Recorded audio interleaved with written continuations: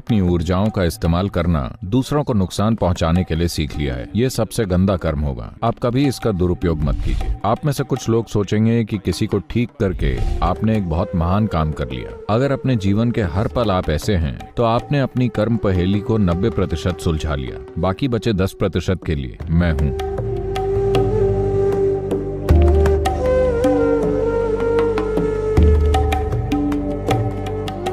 कर्म मतलब कार्य।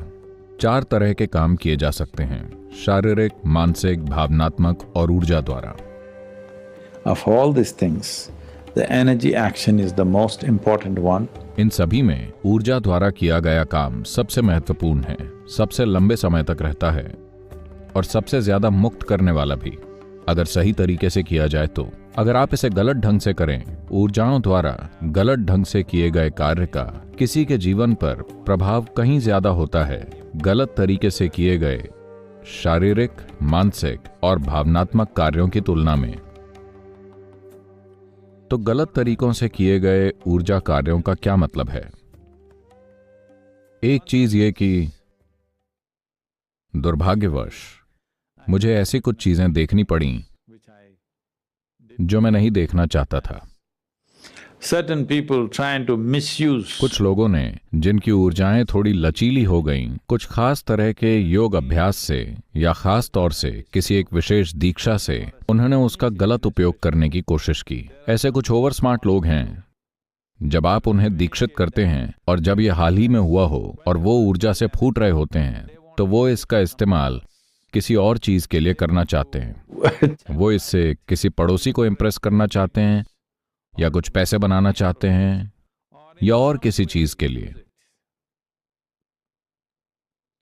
जिसे उनकी खुशहाली के लिए भेंट किया गया था। उन्होंने उसके इस्तेमाल की कोशिश किसी और चीज के लिए की। या एक बेहतर उदाहरण यह होगा, देखिए, आप किसी नकारात्मक काम को कई तरह से कर सकते हैं। एक तरीका यह कि आपने यहां बैठे हुए सोचा कि किसी को जिसे आप पसंद नहीं करते उसे मर जाना चाहिए या उसे आप कैसे मारें, ये तक सोच लिया। इसका आप पर एक स्तर का प्रभाव होगा। एक दूसरे स्तर पर आपने बस सोचा ही नहीं, इसके साथ एक तीव्र भावना भी जोड़ दी। अब इसका आप पर कहीं ज्यादा प्रभाव होगा। आपने इस विचार और भावना पर सच में काम कर डाला। अब इसका आप पर और भी ज्यादा गहरा प्रभाव होगा। अब आप ये समझ रहे हैं कि अगर आपने ये चीजें की तो इसके परिणाम होंगे। तो आपने एक नया तरीका खोज लिया।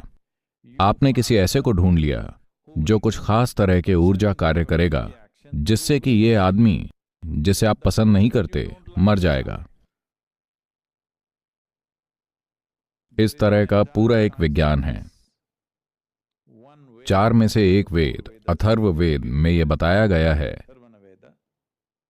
कि कैसे ऊर्जाओं का इस्तेमाल अपने फायदे और दूसरों के नुकसान के लिए किया जा सकता है। आपने ये शब्द सुने होंगे जैसे काला जादू, वूडू और पिल्ली शून्यम या जो भी आप इन्हें बोलें, जहां लोगों ने किसी को नुकसान पहुंचाने के लिए ऊर्जा का गलत इस्तेमाल करना सीखा है। एक बार आप किसी और पे ऊर्जा के स्तर पर प्रभाव डालने की कोशिश करते हैं अपने किसी फायदे के लिए, अब ये सबसे गिरा हुआ और गंदा कर्म होगा, क्योंकि इसका प्रभाव आप में बहुत गहरा उतरेगा, क्योंकि आपने इसे करने के लिए अपनी ऊर्जाओं का इस्तेमाल किया। इसलिए मैं शांभवी जैसी सरल प्रक्रिया में भी दीक्षित करने से पहले आपको इस दुनिया की मां बनने के लिए कहता हूं, ताकि आप कभी भी इसका दुरुपयोग ना करें। आप सबको अपना ही देखें,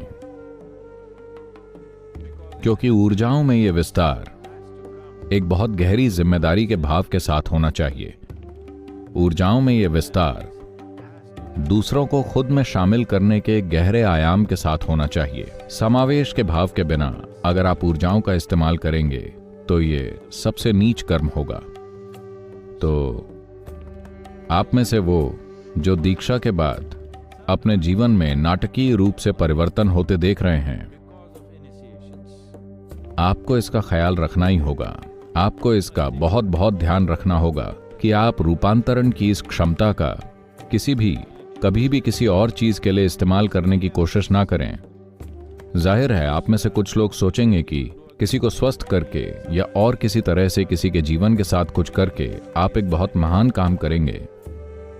नहीं, यह सबसे गंदा काम होगा, क्योंकि जब आप ऊर्जाओं के इस्तेमाल की कोशिश करते हैं पर अभी भी आप में गुस्सा बचा है, अभी भी You are capable of drawing boundaries of what is you and what is not you, what is yours and what is not yours. आप सीमाएं खींचते हैं कि आप क्या हैं, क्या आप नहीं हैं, क्या आपका है, क्या नहीं है। जब ऐसी चीजें अभी भी बची हैं तो आपको कभी भी ऊर्जा के स्तर पर कुछ भी करने की कोशिश नहीं करनी चाहिए, क्योंकि ऐसे किसी कार्य का प्रभाव बहुत बहुत गहरा होगा। इसलिए शांभवी जैसी बुनियादी प्रक्रिया में भी दीक्षित होने के लिए आपको इस दुनिया की मां बनना चाहिए, और ये आपके कर्मों को परास्त करने का भी एक बेहतरीन तरीका है।